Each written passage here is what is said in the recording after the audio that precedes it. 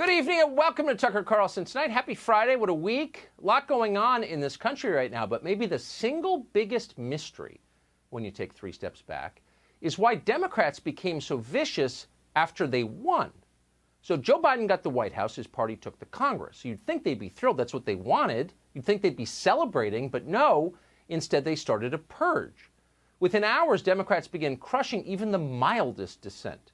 They shut down an entire social media company called Parler, not because Parler had done anything wrong, but simply because they couldn't control it. They couldn't take the chance that somebody on Parler might criticize them, so they eliminated it. Then 2 days ago, they arrested a man, threw him in handcuffs, brought him up on federal charges because he made fun of Hillary Clinton on Twitter. That man is now facing 10 years in prison. Democrats then declared war on their rival political party. Not, by the way, a metaphorical war, but an actual one with soldiers and paramilitary law enforcement and the world's most powerful intelligence agencies. They denounced Republicans, even fairly moderate establishment figures who pose really no conceivable threat to anyone. They denounced them as dangerous terrorists. They likened them to ISIS and al-Qaeda. And anyone who complained about this or fought back in any way was threatened with expulsion from Congress. In other words, it doesn't matter what voters decided in November. In the name of democracy, you can no longer serve in the Congress. That's what they said. Nor are dissidents permitted in the federal bureaucracy. No one who disagrees with our beliefs, Democrats have announced, can work in the U.S. government. We're not overstating it. That all actually happened. You saw it. Nothing like that has ever taken place in this country before. This is the most sweeping and audacious assault on civil liberties in American history. So the question is, what accounts for this? Why are they doing it? It's worth figuring that out. On the most basic level, of course, it's a power grab. We've said that from the first day, and it remains true. The Democratic Party doesn't exist to serve some abstract principle, liberty or justice or the Bill of Rights. No. Nor is its primary goal improving the lives of its voters. If you've been to Detroit, you know that's true. No, the Democratic Party exists to accumulate power, all of it. Some is never enough. The impulse is to control everything. So that's what they're trying to do now amidst the chaos and tumult. But that's not all that's going on right now. There's more. Look around. Watch as Democrats erect a permanent steel prison fence around the United States Capitol. Why is that fence there? Well, to protect the people inside, to keep the public out of what we used to call the people's house. That's happening tonight as we speak. Then notice the thousands of armed soldiers and law enforcement agents stationed outside that fence. What's their purpose? Again, protecting the people inside. Then ask yourself, why are House Democrats planning to use federal committee funds to pay for more personal security for themselves? Why the renewed push to seize firearms from law-abiding Americans who've committed no crime? Why does Alexandria Ocasio-Cortez seem on the verge of tears as she describes how she was almost murdered on January 6th at the Capitol? She's not entirely putting it on. She seems to mean it. If you're sensing a theme here, there is in fact a theme, and the theme is panic, fear, and it's real. You are looking at leaders who are genuinely afraid of the people they're supposed to be leading. Here's the really interesting thing. They seem much more afraid now that Donald Trump has left office. With Donald Trump gone, they sense that a period of actual populism has begun, real populism, and they may be right.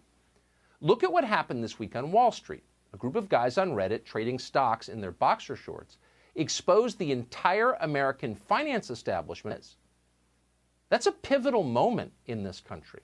Once you see something like that, you can't unsee it. Once someone pulls the mask from your face, he still remembers your face.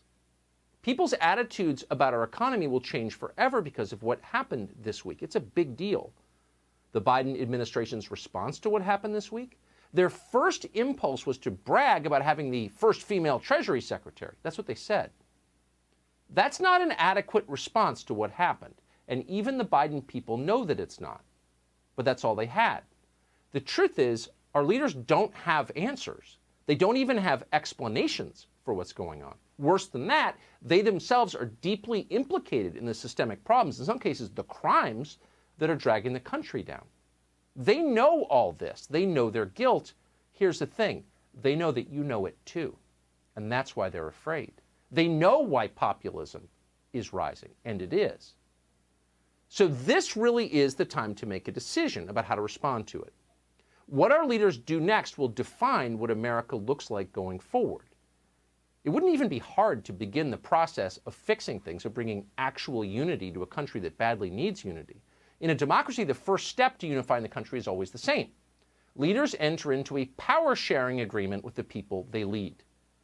They do the obvious things. They stop lying to their own citizens. They stop attacking them, and they respect their culture. They don't try to control people's beliefs. That's not their role. They treat their own citizens like adults, meaning they treat them fairly. And above all, they cut the public in on some of the fruits of the country's success. If all the benefits of our economy seem to be accruing to a small number of people, that's a problem, and they try hard to fix it. Wise leaders know that unequal countries are volatile countries. They know that caste systems are not compatible with democracies. But our leaders don't seem to know any of that. Instead, they tell us that solar cars and mandatory diversity training are the real solutions to our problems. But no one buys that. Those are not real solutions. They're a smokescreen. They're a diversion tactic. Populism starts when people start to figure that out, and they have. And that's why everything suddenly feels so unstable right now, because once again, real populism is brewing. In the face of all of that, the people in charge are doing the single stupidest, most counterproductive thing that any leader could do in the face of a populist movement. They're refusing to admit their role in the decline. They're refusing to admit their failures, and instead, they are blaming the people they have failed. They're literally declaring war on their own population. How's that going to end? And if you think we're overstating it, we're not. Here's the former CIA director describing what the enemy looks like. And this threat from domestic violence extremists is much more challenging, I believe, than it was in terms of going after foreign terrorists. The domestic violence extremists are much more pervasive. Their numbers are much larger. When we were going after al-Qaeda or other types of terrorist groups, cells here in the United States, their numbers were in the single digits of dozens, and was finding needles in a haystack. Here, there are a lot of haystacks with a lot of needles in them. They have the wherewithal. They already have the weapons that, if they so choose to use them, they can, in fact, carry out these deadly attacks.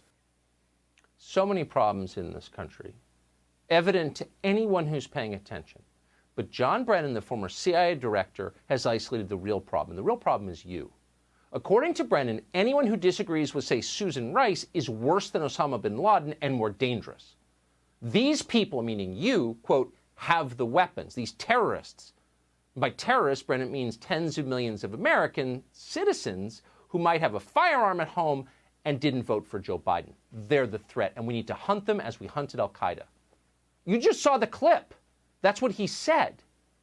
It is hard to imagine a leader saying something more destructive and more reckless than that on television in a moment as fraught as the one we're in. It's terrifying in its stupidity and in its certain effect. This isn't crying fire in a crowded theater. This is using a flamethrower in a crowded theater. What are the implications of a former CIA director talking like this? It's not going to make anyone more moderate, that's for certain. Just the opposite. John Brennan is creating more extremists than a Pakistani madrasa. And it's not just him. All the news channels, other than this one, right now are repeating this now official line that the American government is now at war with its own population. Here's CNN's version. My colleague Jim Sciutto, he's covered international terrorism for 20 years and says that the parallels to the domestic terror threat are frightening.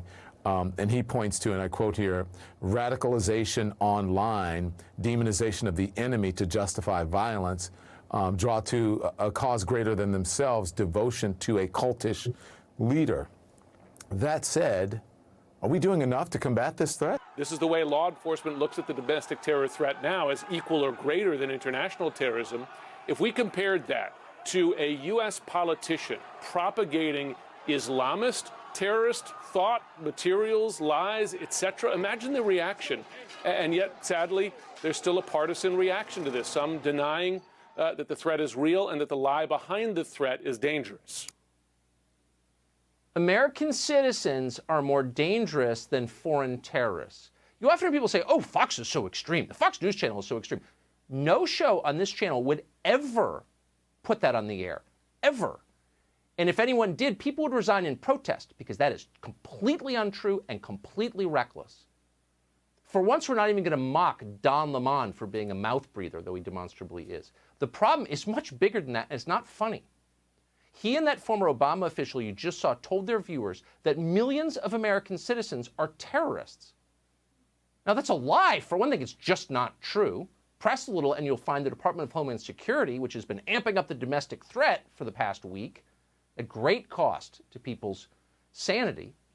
DHS has no actual evidence that Trump voters are planning to hurt anyone. There is no evidence of a plot of any kind. They concede that. Trust us, they would tell you if they found a plot. But the question you have to ask yourself is what kind of effect do lies like that, the ones you just heard, calculated to terrify you, what kind of effect do they have on the country?